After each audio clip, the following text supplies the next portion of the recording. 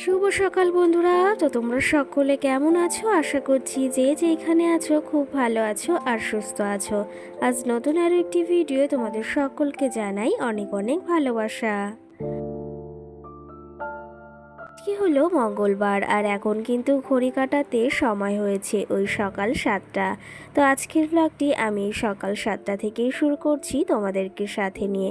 আশা করি আজকের ব্লগটি তোমাদের খুব খুব ভালো লাগবে, তো চলো দেখতে থাকো। যদিও আজকে সকালে কিন্তু উঠতে একটু দেরি হয়ে গেছে, ওই 6:45টার দিকে ঘুম থেকে উঠেছি।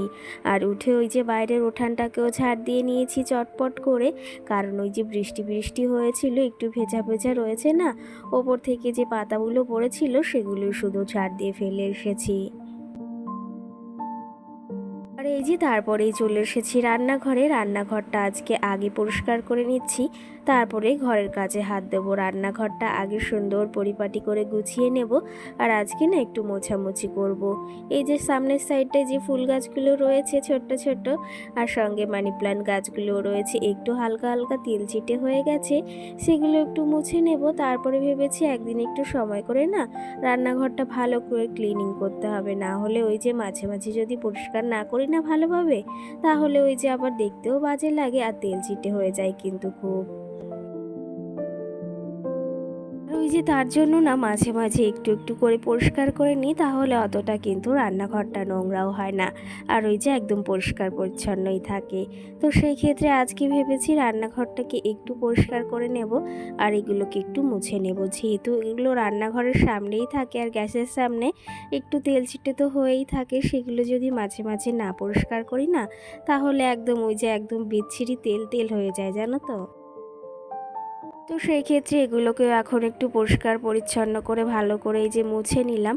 কি জানো তো, এই গাছগুলো না ভেবেছি আর কটা আনবো। কালকে ভাই বলছিল এগুলো মেলাতে না দেখেছে, তো ভেবেছি আজকে ভাইকে বলবো যদি মেলাতে ভালো দেখে পাও তাহলে 2টো কিংবা 3টে নিয়ে আসবে। দেখি এখনও বলা হয়নি, যদিও ও কালকে মেলাতে যায় তাহলে ওকে বলবো এগুলো কটা নিয়ে আসতে। আর এগুলো যদিও আমি নিয়েছিলাম অনলাইন থেকে, ওই যে মিশো থেকে, আর বেশ ভালো এসেছে কিন্তু। এগুলো 4টে আমি অর্ডার করেছিলাম, মানে 4টে ছিল একসঙ্গে, সেগুলো এখানে 2টো রয়েছে আর ঘরে ওই যে টেবিলে 2টো রয়েছে। আর এই যে রান্নাঘরের লবণটাও শেষ হয়ে গিয়েছে, সঙ্গে এই যে যে খাওয়ার লবণটা সেটাও শেষ হয়ে গিয়েছিল, তো এই যে কৌটাতে ভরে রাখলাম। আর এই কৌটাটা যে আমার কি পছন্দের সেটা আর কি বলবো। তো এটাতে ওই যে লবণ নামিয়ে রাখলাম, আর এখন জায়গা মতো সুন্দরভাবে রেখে দেবো। কি জানো তো, কবে থেকে ভাবছি এই যে যে এখানে 2টো মানি প্ল্যান্ট গাছ রয়েছে, সেগুলো না ওই যে যে ডিব্বাতে রয়েছে না বোতলগুলোতে, ওগুলো একটু রং করব আর ডিজাইন করব, কিন্তু ওই যে হয়ে উঠছে না। যদি একটু নিজের ইচ্ছে মতো না সময় বের করি না, তাহলে ঠিক হয়েই যায়। কি জানো তো, এই যে ভিডিও এডিটিং করা, মামামের পেছনে সময় দেওয়া, তারপরে আবার ওগুলো করতে না মাঝে মাঝে একদমই ইচ্ছা হয় না। কিন্তু যখন একটু ফ্রি থাকি না, তখন যদি ওই যে একটু মনে থাকে না, তাহলে কিন্তু কাজগুলো ঠিক হয়েই যায়। ওই যে ওই মানি প্ল্যান্ট রাখার ওই কৌটাগুলো রং করা হচ্ছে না, ভেবেছি জানো তো ঘরে ওই যে ওয়ালে একটা যে পেন্টিং করা রয়েছে সেটাও না কমপ্লিট করা হয়নি, সেটাও কমপ্লিট করতে হবে, এখনও অনেক কাজ বাকি রয়েছে। আর ওই যে সময়ের জন্য বললাম কিছুই হচ্ছে না, যদি একটু ফ্রি টাইম পাই তাহলে কিন্তু অন্তত হয়ে যায়। আর নিজের ইচ্ছা থাকলে তো অবশ্যই হয়, সে যেভাবেই হোক না কেন। ওই যে জানো তো এডিটিং করার পর আমার আর ইচ্ছা করে না যে এটা ওটা করি। তো সেই ক্ষেত্রে ভেবেছি খুব তাড়াতাড়ি ওটাও মানে কমপ্লিট করব, দেওয়ালের ওই আর্টটা, আর সঙ্গে ওই মানি প্ল্যান্ট গাছগুলো যেটাতে রয়েছে সেটাও একটু রং করে নেব। তো যাই হোক, এদিকে দেখো রান্নাঘরটা একদম পরিষ্কার পরিচ্ছন্ন করে গুছিয়ে রেখে এসেছি। আর লাস্টে তোমাদের সঙ্গে আর শেয়ার করিনি, কারণ কি জানো তো, ওই যে কারেন্টটাও চলে গেছিল ওর মাঝে, তো সেই জন্য আর শেয়ার করিনি। তোমাদের সঙ্গে তো রোজই প্রায় শেয়ার করি রান্নাঘরটা, তো সেই ক্ষেত্রে তোমাদের তারপরে আর শেয়ার করা হয়নি। আর ওইদিকে কিন্তু আমি ঘরের সমস্ত কাজবাজও এর ফাঁকে সেরে নিয়েছি। এই যে তারপরেই চলে এসেছি বারান্দাটা মুছে এই গাছগুলোকে একটু মুছতে। কি জানো তো, ওই যে এখানে একটু জল জল পড়ে বৃষ্টি হলে, সেহেতু না টবগুলোর গায়ে একটু দাগ দাগ হয়ে যায়, আর সেগুলো একটু মুছে নিলাম। আর এখন এই যে সিঁড়ির সামনেটা ভালো করে ধুয়ে মুছে পরিষ্কার করে নেব। তো রোজ সকাল হলেই কিন্তু আমাদের এই যে বাঙালিদের একটা মানে কাজ করতেই হয়, সেটা ঘর মোছো বা না মোছো এই সিঁড়িটা মুছতেই হয়। তো সেই ক্ষেত্রে আমি কিন্তু রোজ ঘরটা মুছি না, কিন্তু বারান্দাটা আমাকে রোজই মুছতে হয়। আর সঙ্গে তো এই সিঁড়িটা রোজই আমাকে মুছতে হয়। আর কি জানো তো, সিঁড়িতে দেখো একটু ওই যে সবুজ সবুজ শ্যাদলাও পড়েছে, সেগুলো না ভেবেছি একটু শিরিষ কাগজ দিয়ে সময় পেলে সকাল সকাল একটু ঘষে পরিষ্কার করে নেব, তাহলে দেখতেও বেশ ভালো লাগবে কিন্তু। সকাল সকাল আজকে কিন্তু একটু দেরি করেই ওই যে ঘুম থেকে উঠেছি, কিন্তু তার ভেতর ওই যে চটপট করে কাজগুলো করছি। আর সকাল সকাল না এই কাজগুলো করতে আমার বেশ ভালো লাগে। আর সকাল সকাল এই যে ঘরের সামনেটা এলে না মনটা আমার ভীষণই ভালো হয়ে যায়। কারণ কি জানো তো, এই যে ফুল গাছগুলো দেখলে না সত্যি কথা বলতে মনটা একদমই অন্যরকম হয়ে যায়। আজকেও হয়তো তোমরা আমার গলার আওয়াজটা একটু ভাঙা ভাঙা পাচ্ছ, কারণ গলাটা এখনও কিন্তু ঠিক হয়নি। আর সকালে একবার আদা দিয়ে বেশ একটু কড়া করে চা খেয়েছি, কিন্তু তাতেও গলাটা ঠিক হচ্ছে না। আর ওষুধটা কিন্তু এখনও খাচ্ছি। কি জানো তো, এখন ওই যে মাঝে মাঝে এত পরিমাণে গরম পড়ছে, আবার ওই যে মাঝে মাঝে বৃষ্টি, আবার এত পরিমাণে রোদও উঠছে না, তার জন্য না সবারই একটু শরীরটা খারাপ করছে। আর সঙ্গে আমার মামামের না আবার একটু জ্বর জ্বর হয়েছে, কিন্তু ও একদমই সুস্থ, কিন্তু ওই যে জানো তো গাটা গরম রয়েছে। আর তাছাড়া এমনি নর্মালি যেরকম সারাদিন খেলে বেড়ায়, সবার সঙ্গে কথা বলে, তেমনটাই কিন্তু করছে, কিন্তু তার ভেতর গাটা না প্রচণ্ডই আবার গরম রয়েছে। আর এখনও যেহেতু মাম্মাম ঘুম থেকে ওঠেনি, সেহেতু সমস্ত কাজবাজও চটপট করে সেরে নিচ্ছি। আর আজকে যেহেতু মঙ্গলবার, তোমাদের দাদা ভাইয়ের ছুটি, সেহেতু কিন্তু একটু কাজের চাপ আজকে বেশিও থাকে। আর সঙ্গে আবার ওই যে অন্যান্য কাজগুলো একটু কম থাকে। তো যাই হোক, সকাল সকাল ওইদিকে আমি সমস্ত কাজও সেরে নিয়েছি ঘরের। আর আজকে না আমাদের এই গাছটাতে দেখো কত সুন্দর একটা জবা ফুল ফুটেছে, দেখতে না বেশ ভালো লাগছে সত্যি কথা বলতে। তোমরা কিন্তু কমেন্ট করে জানিও যে কেমন লাগছে ফুলটা দেখতে, ভীষণ ভীষণই সুন্দর লাগছে কিন্তু। আর ওপাশে কটা কিন্তু বেশ ভালো করিয়েও এসেছে। আর ওই ফুল গাছটা ভেবেছি লাগাবো লাগাবো করে, জানো তো, আর হচ্ছে না। ওটাও না ক্যারেটে লাগাবো, তাহলে গাছগুলো এখান থেকে ওখানে সরানো যায়। আর মাটিতে পুঁতলে তো একবারে ওখানেই রাখতে হয়। আর এই গাছগুলো ক্যারেটে লাগিয়েছি, আর বেশ ভালো ফুলও ফুটছে এখন, আর দেখতেও না ভীষণ সুন্দর লাগছে।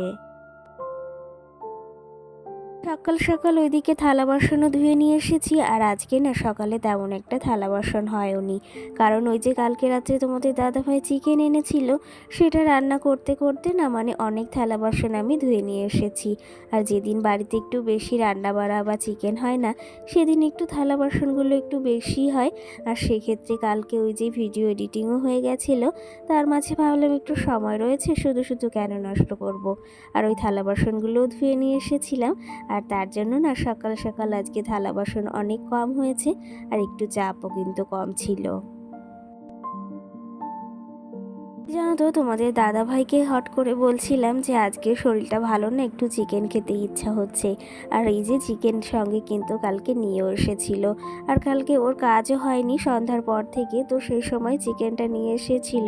কি জানো তো, তোমাদের দাদাভাই যতই ইনকাম কম হোক না কেন, বা যতই মানে কষ্ট হোক না কেন, কখনো কিন্তু মুখে প্রকাশ করে না। তো সেই ক্ষেত্রে আমি কিন্তু কালকে মানে শরীরটা আমার ভালো ছিল না, খেতে চেয়েছি, আর সঙ্গে সঙ্গে কিন্তু নিয়ে এসেছিল। কি জানো তো, পয়সা কড়ি কম থাকুক কিংবা ওই যে মানে যতই গরিব হও না কেন, যদি স্বামী ভালো হয় বা হাজবেন্ড তোমার পাশে থাকে না, তাহলে সারা পৃথিবী যেমনই হোক না কেন, সে যদি তোমার পাশে থাকে, সবটাই কিন্তু সুন্দর মনে হয়। যদিও ওই যে কি জানো তো, আমাদের সকালটা অনেকটাই কম, তার ভেতর কিন্তু নিজেদের সকালাত একটু হলেও পূরণ করি। আর তোমাদের দাদাভাই সেদিকে কিন্তু অনেক সাপোর্ট করে। যদিও আমাকে আজকে সেই জিনিসটা এনে দিতে পারবে না, কিন্তু দুদিন পর ঠিক আমাকে এনে দেবে। আর কি জানো তো, যদি ওই যে স্বামী স্ত্রীর ভেতর বোঝাপড়াটা বেশ ভালো থাকে না, তাহলে সংসার জীবনটা না অনেক সুখের হয়। আর যদি স্বামী স্ত্রীর ভেতরে বোঝাপড়াটাই ভালো না থাকে না, তাহলে সারাটা জীবন তার সঙ্গেই কোনোভাবেই কাটানো যায় না কিন্তু। এই যে অল্প ইনকাম হোক তাতে কিন্তু কোনো ক্ষতি নেই, যদি তোমার স্বামী সৎ চরিত্রবান বা একটা ভালো মানুষ হয় না, তার সঙ্গে কিন্তু ওই যে দুঃখ কষ্ট হলেও কিন্তু সারাটা জীবন এমনভাবে কাটিয়ে দেওয়া যাক। এই নয় যে বলছি না আমাদের পয়সা কড়ির দরকার নেই, পয়সা তো সবার জীবনেরই দরকার আছে, কিন্তু একটা ভালো মানুষের না সব থেকে বেশি প্রয়োজন আমার জীবনে। সেই ক্ষেত্রে কি জানো তো, মানে একটা ভালো মানুষ যদি জীবনে না পাই না, তাহলে এই দুঃখ আর না কারোর কাছে বলার মতো নয়। হয়তো তোমাদের কাছে এই কথাগুলো অনেকের জ্ঞান মনে হতেও পারে, কিন্তু এই কথাগুলো না একদমই বাস্তব আমার মনে হয়। কি জানো তো, যাকে নিয়ে সারাটা জীবন থাকবো সে যদি ভালো না হয় না, তো তাকে নিয়ে থাকাটা অনেকটাই কঠিন হয়ে যায়, আর সংসার করাটা তো আরও ভীষণ কঠিন হয়ে পড়ে। আমাদের মতো মধ্যবিত্ত পরিবারের বউদের যদি স্বামী পাশে না থাকে বা হাজবেন্ডই পাশে না থাকে, তাহলে ওই যে সারা পৃথিবী যদি পাশে থাকে না, তাতে কিন্তু অনেকটা দুঃখ, আর সেই দুঃখের কিন্তু সারাটা জীবনও শেষ হয় না। তো যাই হোক, তোমাদের সঙ্গে বেশ খানিকটা জ্ঞানও দিয়ে ফেললাম, আর এদিকে আমার অনেক কাজ এগিয়ে নিয়েছি। সকাল সকাল জামা কাপড়গুলো মেলে দিয়েছি, কালকে যে জামা কাপড়গুলো ছিল সেগুলো মেলে দিয়ে এসেছি, আর এর মাঝে স্নানটা ঠাকুর পুজোটাও সেরে এসেছি। আর এই যে একটু আদা দিয়ে চা করছি, এখন না একটু আদা দিয়েই চা খাচ্ছি, কারণ ওই যে গলার অবস্থাটা না অতটাও ভালো নয়। তো চলো তবে এখন এই যে চা বানাতে বানাতে আর মাম্মামের খাবারটা তৈরি হতে হতে তোমাদের কিছু কমেন্টের আজকে রিপ্লাই দেওয়ার আছে। একটা দিদিভাই আমাকে কমেন্ট করেছিল যে দিদিভাই বা বোন, তোমার বাড়িতে শ্বশুর শাশুড়ি নেই, তো সেই ক্ষেত্রেই তাকে বলতে চাই শ্বশুর শাশুড়ি আমার আছেন, তারা কিন্তু অন্য বাড়িতে থাকেন, আর আমি এই বাড়িতে থাকি। আমার একটা ভাই মানে আমার দেওর রয়েছে, আমার বরমশাই, আমার মেয়ে, আর আমি কিন্তু এই বাড়িতেই থাকি। সঙ্গে কিন্তু আমার আর একটা দিদিভাই বা বোন আমাকে কমেন্ট করেছে যে আমিও গাছ লাগাতে না ভীষণই ভালোবাসি। তো সেই ক্ষেত্রে তোমার সঙ্গে আর আমার সঙ্গে কিন্তু তাহলে অনেকটাই মিল আছে। আমিও না গাছ লাগাতে এখন বিশ্বাস করে খুবই ভালোবেসে ফেলেছি, আর খুবই কিন্তু ভালোবাসি। একটা ছড়া বলো তো মা। নতুন নতুন পাড়ার কলে নতুন বেঁচেছে ও বাজি। এবার চাঁদ উঠেছে বলো। তারপরে আরেকটা বলো তো, এই যে বৃষ্টি পড়ে টাপুর টুপু।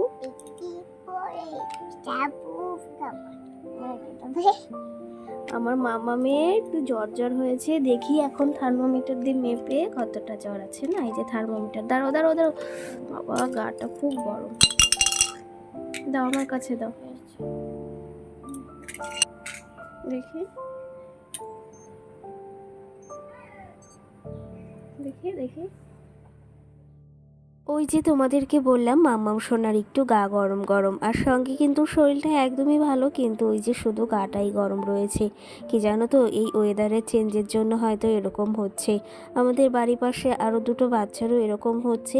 এমনি শরীরটা ঠিক, কিন্তু তার ভেতর ভেতর জ্বর রয়েছে। তো যাই হোক, আজকে না অনেকটা আশা ছিল যে একটু ঘুরতে বের হব। জানি না কি হবে, মাম্মামের শরীরটা ঠিক হলে তবেই একটু ঘুরতে বের হওয়ার ইচ্ছা রয়েছে। তো দেখো এদিকে এখন থার্মোমিটার দিয়ে জ্বরটা মাপছি দিয়ে কতটা আছে। আর ও না আগেই থার্মোমিটারটা ওর কাছে একদমই আনতে দিত না, কিন্তু এখন তাও অনেকটা ভালো হয়েছে যে থার্মোমিটারটা ওর কাছে রাখলেও কিছু বলে না, আর ওই যে বারবার দেখে যে ওর জ্বর এসেছে কিনা। এই যে দেখো অবশেষে জ্বরটা মেপেছি, এখানে 101 জ্বর ছিল একদম, কিন্তু মাম্মাম ওই যে বললাম সুস্থ, তার ভেতর কিন্তু জ্বরটা এত পরিমাণে। তো সেই ক্ষেত্রে ওষুধটা কালকে রাত্রে একবার খাইয়েছিলাম, আর এখন না ডাক্তারে বলেছে ওকে একটু গাটা মুছে দিতে, আর 1 ঘন্টা পর ওর গাটা একটু ভালো করে জল দিয়ে ধুয়ে দিতে, মানে স্নান করিয়ে দিতে কিন্তু। মা জ্বর হয়েছে? হ্যাঁ মা। তাই? এটাই দেখো জ্বর হয়েছে মাম্মামের। চলো তবে বন্ধুরা, মাম্মামকে এখন ওষুধ খাওয়াতে হবে, ফ্রেশ করাতে হবে, আর ব্লগটিও বেশি বড় করছি না, এখানে শেষ করছি। আবার দেখা হবে সুন্দর একটি ভিডিও, ততক্ষণে তোমরা ভালো থেকো, সুস্থ থেকো, সকলকে টাটা।